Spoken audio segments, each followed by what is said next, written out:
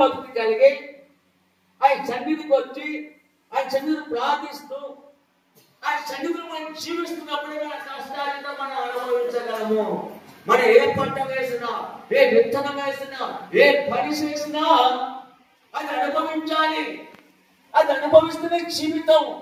అది అనుభవించకుండా మన కష్టాలతో కొట్టుకుపోతుంటే, ఏటిలో కొట్టుకుపోయినా పాలు నీటిలో కొట్టుకుపోతుంటే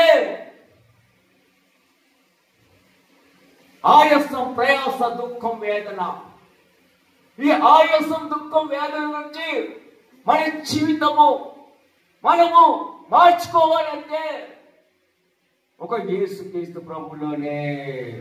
యేసుక్రీస్తు సన్నిధికి రావాలి, యేసుక్రీస్తు సన్నిధిలో ప్రార్థన చేయాలి, యేసుక్రీస్తు సన్నిధిలో వాక్యము వినాలి, ఆ వాక్యముని ఆ వాక్యానుసారం మనం జీవించాలి.